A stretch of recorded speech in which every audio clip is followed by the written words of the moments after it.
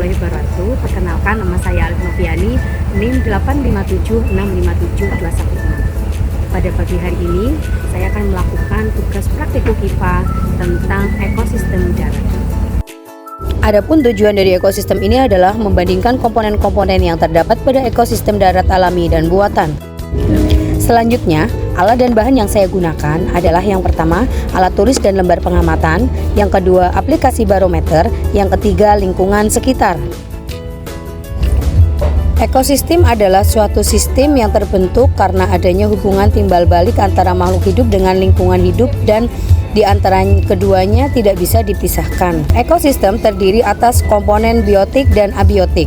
Komponen biotik terdiri dari produsen atau tumbuhan, konsumen atau hewan, serta dekomposer atau pengurai.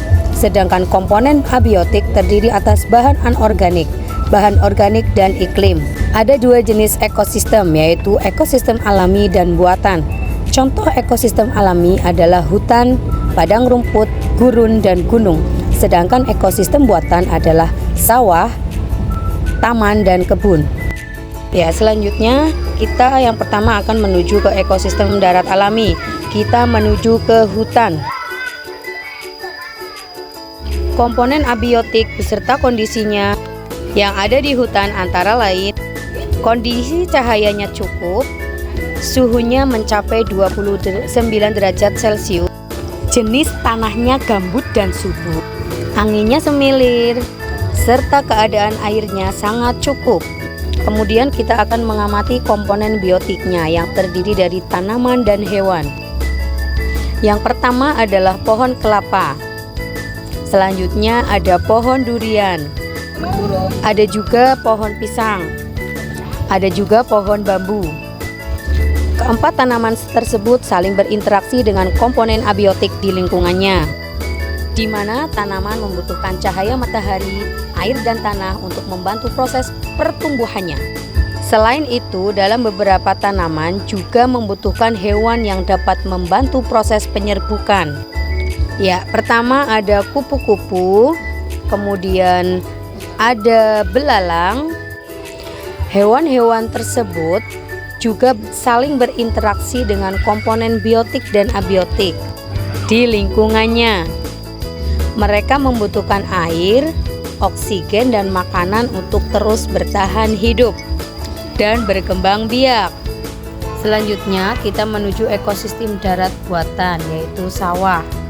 Komponen abiotik yang akan kita amati meliputi cahaya yang sangat terik, yaitu 29 derajat Celcius.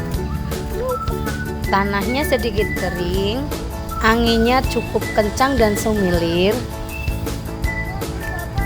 dan kondisi airnya cukup banyak. Adapun komponen biotik yang kita temukan pada ekosistem sawah,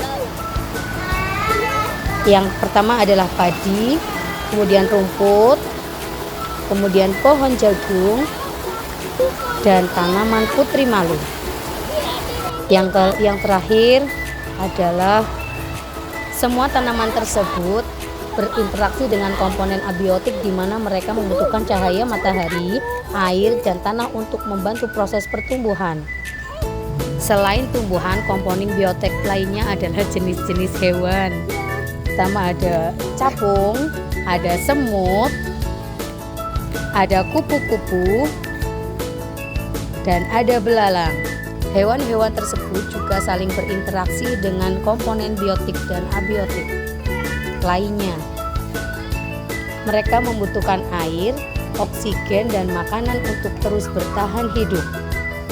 Adapun dekomposer atau pengurai di ekosistem sawah, yaitu ada jamur, dan yang terakhir adalah cacing.